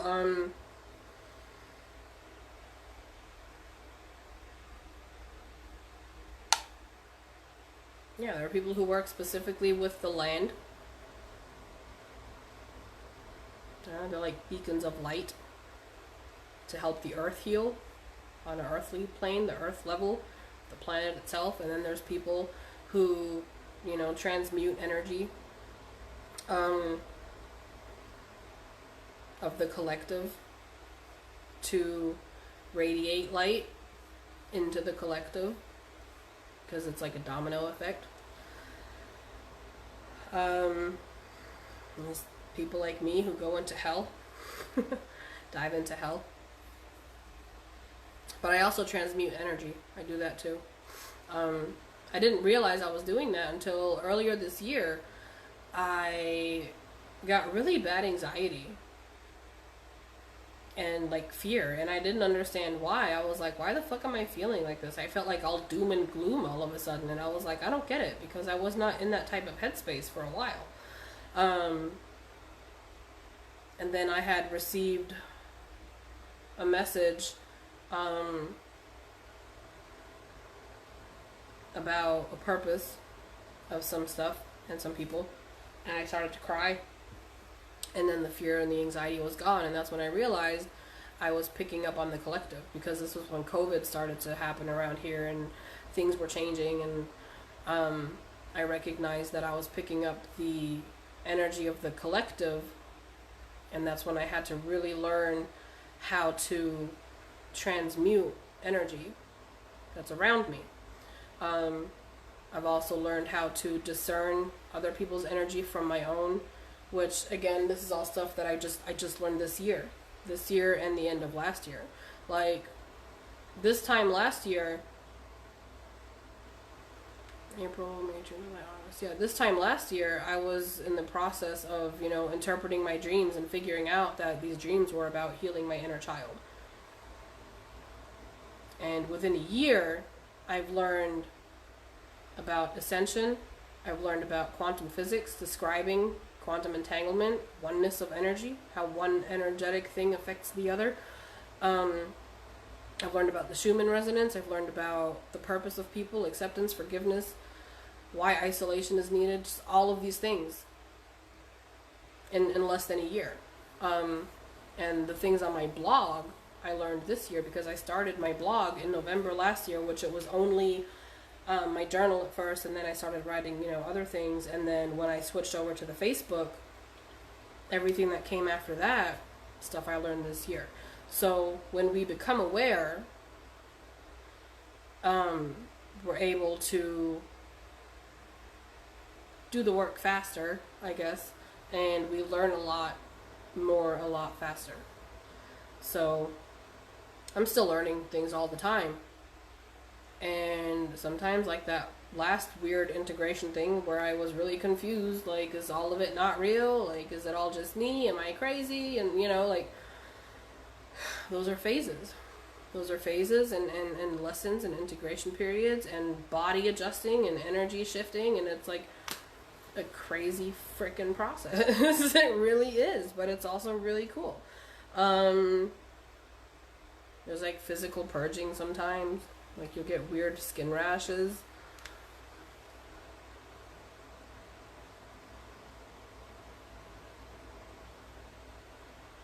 Oh, yeah. Maybe that's what it was. That makes sense. Shit, that could be it too. See? Perception. But yeah, that feeling. And there was a couple people who were having that. And like, I didn't realize it until my friend, she was like, yeah, I kind of feel like everything is just me at this point. And I was like, yes, exactly. I just don't know, like, I didn't know how to fucking explain it, but that's exactly what it is. I just felt like it was all me. And I had that dream a couple months ago where I saw God, and he told me that he just wants his children back. And I mean, that was like, I was sitting in my yard crying, just bubbles and snot, and I was ugly crying. I was ugly crying. But I understood, that we are the children that need to be saved on all levels. I don't know when all of it really started with the children. I'm assuming it's something that never ended, actually. Yeah, I think it just... Yeah. I had a pimple right here for the longest time, and I was like, what the fuck? And if I popped it, it would come right back. I was like, I'm not cool with that. But yeah, but I was saying earlier that, like, it's like one person or one group of people decided to worship some sort of god, right? Satanic god. And they were like, well, we have to sacrifice the blood of the children or whatever. And then it evolved into more. But what happened was it became normal, right? So if you have these people who start this ritual of hurting children or other people as a means to get power or whatever. Yep, exactly. And the love that we give to false idols is also the love that we take away from ourselves, therefore away from God. But this shit becomes normalized, is what happened. So, like, say 500 years ago, two people were like, hey, we should do this and this and see how that works out for us. And then, they do something. Oh my God, still has a scar down. So they did it, and then they thought it was working out well for them. And they continued that, and it became a tradition. So it became normal because they had conditioned the people after them and around them, and then the generations to come, that is a normal thing. So whenever these people who are in really high places are participating in these things, it's for two reasons. One, they're forced into it. Two, they're born into it, and to them it's normal. So that's where I guess at some point we're going to have to practice discernment and forgiveness. Because we don't know if all of them are in it because they want to be or because they have to be. We don't know any of that. Did y'all see the thing with Trump the other day where he was talking at that Whirlpool thing? And he said some weird thing about this might be the last time you guys see me for a while, when he was talking about he pissed off the big pharma, the people of the money. Powerful people, I think is what he said. He pissed off some powerful people. And then he said that you might not see him for a while. And I saw a picture where the White House staff was like all outside saying bye, which usually they wouldn't do on that kind of occasion. Because I didn't watch his whole speech. Usually I don't watch any of his speeches. But it popped up on my Facebook because I started following one of his pages because somebody invited me to it. And I was like, well, if I keep getting politics handed to me like this, I'm going to have to fucking pay attention. Spirit wants me to pay attention to politics. Or at least to an extent. But I was listening to some of his thing and he said that. And then shortly after that, they were like, that's all you needed to know. And I'm like, okay, cool. I don't know why I needed to know that. But before he said that, I had received a message saying that he is being divinely protected. Yeah, exactly. They're forced or they're born into it. Yep. Hold on a second. One of my kids is knocking. What? What?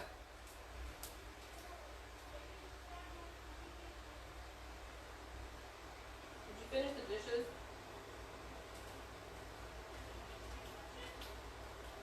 No, you can't have the computer right now.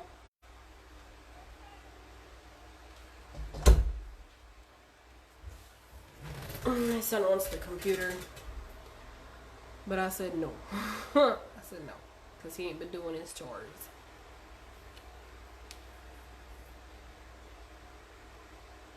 Yeah. I heard that, the laughing emoji on my screen is exactly on my third eye right now. But I heard that a bank. I heard that it was a bank, Rothschild Bank, was near that explosion in, how do you pronounce it? Beirut? I don't know if it's true, but I saw rumors about it. And it was weird because I had that dream about an explosion in a building, and it had like that pedophile symbol on it. And in the dream, I was a guy with another guy, and we were really pissed off because we had the symbol of this pedophile thing. It was like in our face the whole time, and we didn't even notice. And then they were placing bombs throughout this empty building and underground in like these tunnels, and there were like these spaces between the walls that were big enough to. And then as I was having this dream, I heard a message come in saying, hide the bodies. And it looked like a really big, either a hotel or a bank. You know, because a super, super fancy, rich, marble, stone, floor type of shit, you know. But in the dream, like, it got blown up. So when I woke up, I was like, man, that was weird as shit. And then my spirit guides were like, you should put that dream on Facebook. Okay, sure. Sure. So I do that. And after that, I actually Googled explosions. I went on Google to look if there were any explosions, and there were none.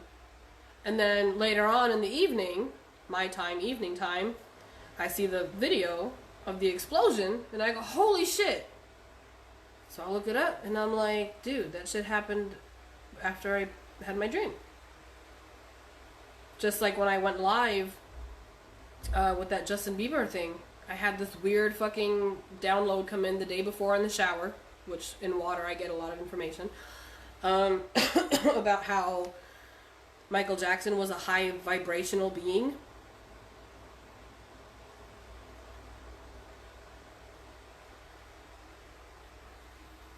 There's a video, there's two videos. One of the videos you can see it's a bird. There's a bird flying, but there's another video that actually looks like a missile. And I saw that one. And you have to watch it a couple times to catch it. But it comes in from here. Something comes flying in, and as soon as it reaches that spot, boom. Yeah, I saw that. I was like, holy shit.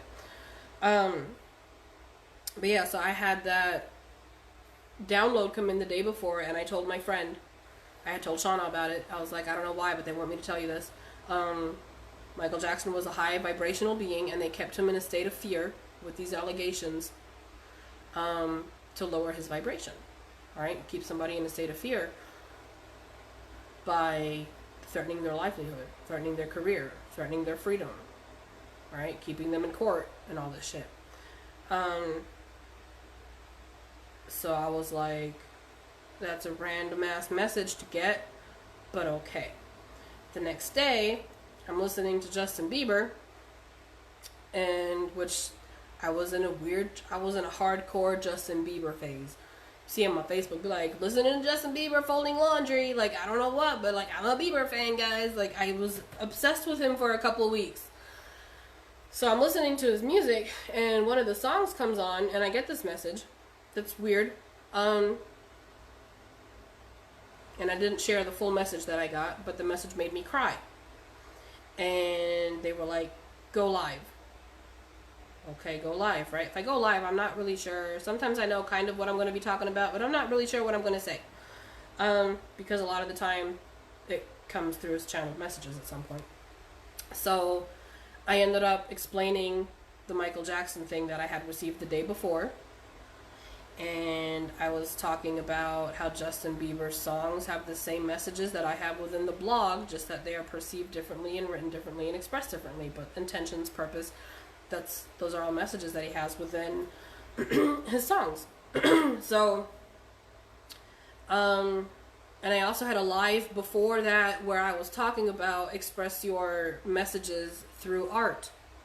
So it all came together, right? I had the download about Michael Jackson the day before, didn't talk about that on my blog or anything, and then I had the live where I said, you know, express yourself through art or whatever, and then I had the Justin Bieber thing come in, and then the Justin Bieber message came through, and I was talking about, you know, vibrations being lowered with allegations to keep them in a state of fear when they're high vibrational beings. And then I post this live, and later on that night or the next day, Spirit tells me, look up Justin Bieber. And I look up Justin Bieber, and honestly, I was expecting it to show that he died. Honestly, I was like, he's probably gonna fucking die. And I see he had sexual allegations made. And I was like, holy fuck. I made that live with the connection of Michael Jackson and sexual allegations, and Justin Bieber and sexual allegations, and then there were sexual allegations that I did not know about. Like, I'm not even sure if that was made public at the time that I did my live, because there's, you know, there's a time difference between LA and Germany. It's like 8 or 9 hour, I don't even know. So, that was when I learned, hi, how are you? That was when I learned how time is fluid, though. Like, not learned, but experienced time being fluid. Because we understand that time is fluid and it works in waves and then things overlap for the timelines, right? We understand that. But to experience time being fluid, that's how I experienced it. By talking about something and then it happened. And I didn't understand, because whenever I do my lives, or was doing those specific lives in the beginning, those first couple of lives, I kept getting the message, it will resonate. And I was like, I don't see how this is going to resonate with anybody. But as time goes on, they will resonate, because some of the things that I spoke about in those lives are things that have not happened yet. Not in this timeline. And at some point I wanted to erase the lives, because I was like, man, this shit's kind of crazy. But they were like, nope, don't erase nothing. And I'm like, okay, I'll leave them there. So there's that. But yeah, so that Justin Bieber shit, that came through before I knew anything about it. And I posted a live about it. Now, the reason I thought that I was going to see him, you know, in the news as dead was because that was the feeling I got when I was receiving whatever information was coming through. And the other day I had a dream where somebody was looking at their phone and they looked up at me and they said, hey, in the news it says that Justin Bieber is really sick. So I don't know if he is My sister once said he has Lyme disease or some shit. I don't know. But yeah, I don't know, man. Like, I'm just gonna say, if some weird shit pops off with Justin Bieber, I've been saying it for weeks now. I mean, I hope not. I hope not. I've always supported him. I used to watch him on YouTube when he was a kid, and I was like, this kid's gonna be famous in 1 year. And 1 year later, my sister's like, hey, that Justin kid you watch on YouTube is on TV with Usher, and I was like, I told you. So yeah, I you know, I kind of kept track a little bit of his music career, not too much. I know he had a lot of drama going on with Selena Gomez, and then I found out he got married, and I was like, wait a minute, I thought he was still with Selena. I was like 6 years behind. But yeah, so that's one of the ways I experienced the lesson of time is fluid.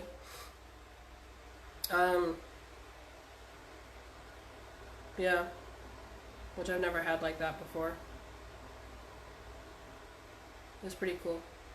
So I'm hoping that it really wasn't about him actually getting hurt or anything. I think that maybe, you know, it was just supposed to serve specifically for me to understand how that works with the it will resonate part. But yeah, like, write stuff down.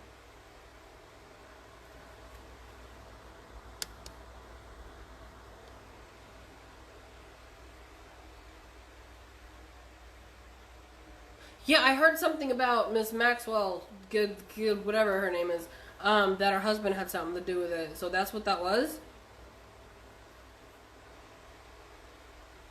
Torture chairs.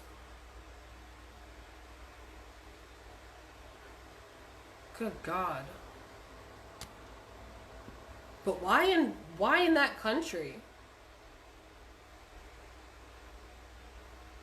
Yes.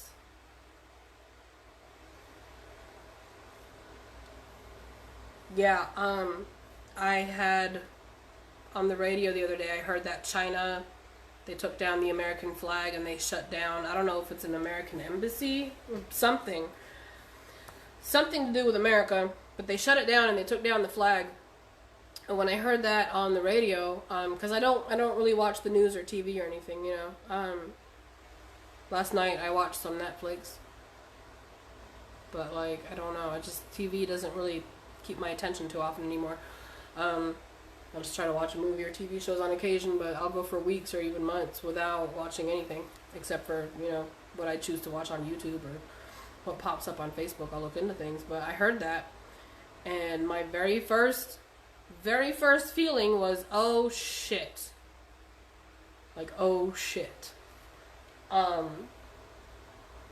So I trust Trump when it comes to protecting America, even though a lot of people might not see it that way. But I do trust that he will do what needs to be done. And I do think that China is going to be a problem.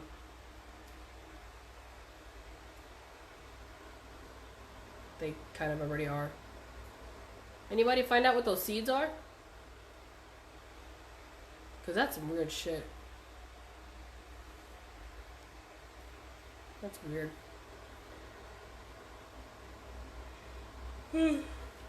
Sorry. I'm tired. I was tired. It's really hot in my room. Yeah.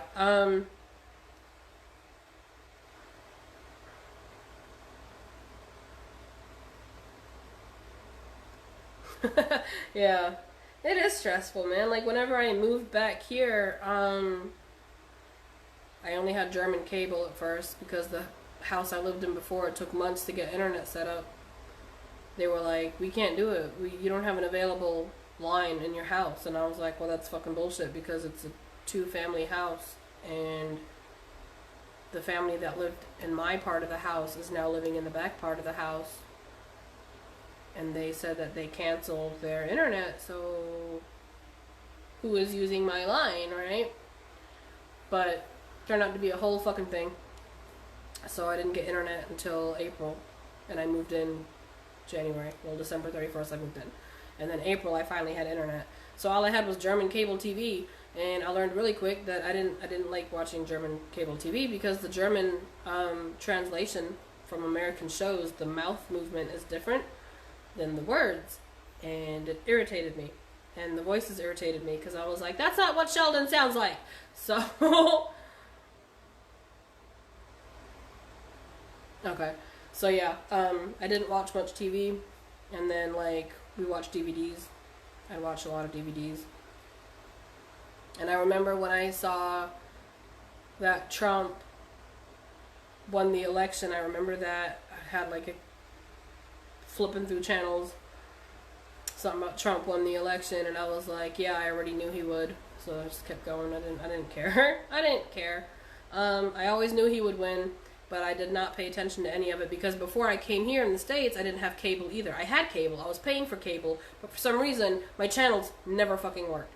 So I would call them, and they'd be like, okay, well, we fixed it, and then I would have cable channels come through for a whole hour, and then everything would just stop working again. So I had that going on for months, and I was paying a lot of fucking money for cable and internet, and the only thing working was the internet. And eventually I stopped paying them, because I was like, look, I'm over here paying y'all this much money for this service, and I'm only getting half of that service, so y'all can just, you know, calculate the shit out and figure it the fuck out. Of course they didn't want to do that, but I didn't give a shit. I was like, I'm not paying you guys. So I didn't have cable because it didn't work. And that's funny, because now when I look back at it, I feel like that was a divinely guided process to get me away from the media, to not be influenced. Nifty, nifty. I see it now. You ever get that? Where you'll recognize how something was divinely guided, something you never really thought about before, and then all of a sudden you kind of receive that information showing you that? I love when that happens. It's really cool. Even in sad situations, like when my cat died, I received a download. Which I'm still not okay with it.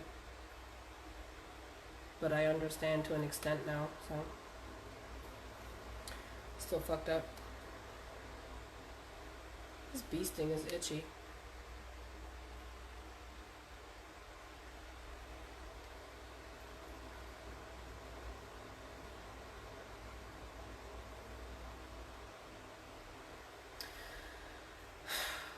Yep. I think that's it for now, because I gotta go see how much of a mess the children made.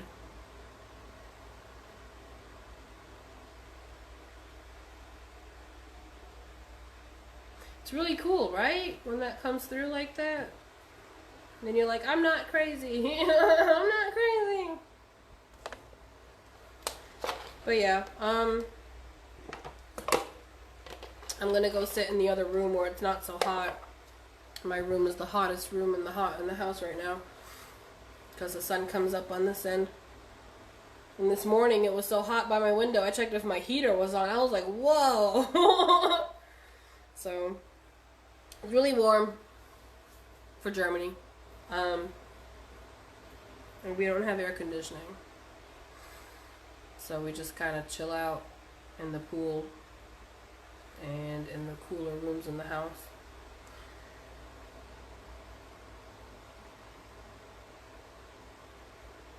So, shadow work aspect of what we were talking about in the beginning, I guess, would be to sit down and probably meditate on it. Just trying to go back into your childhood and try to find that awareness of where you may have blocked out memories.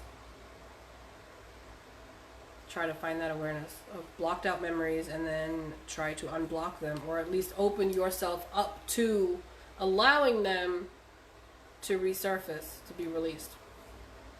It's scary.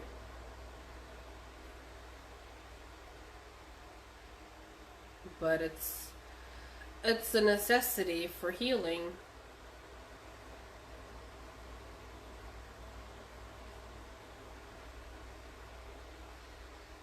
Yeah, we have to heal, we have to purge all that stuff. We got to get it out so that we can heal on all levels and layers and dimensions. I hear my kids screaming for me. Alright, thanks for watching.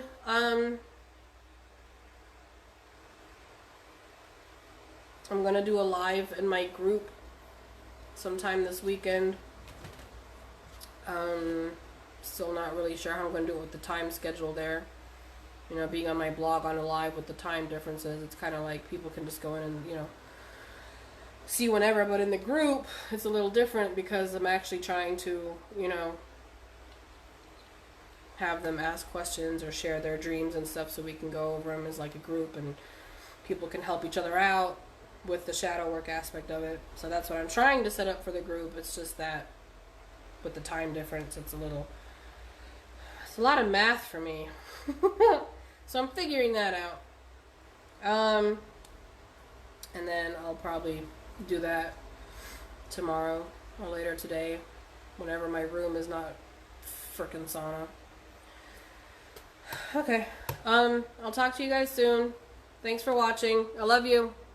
Have a good day. Is it daytime? Have a good time. Bye.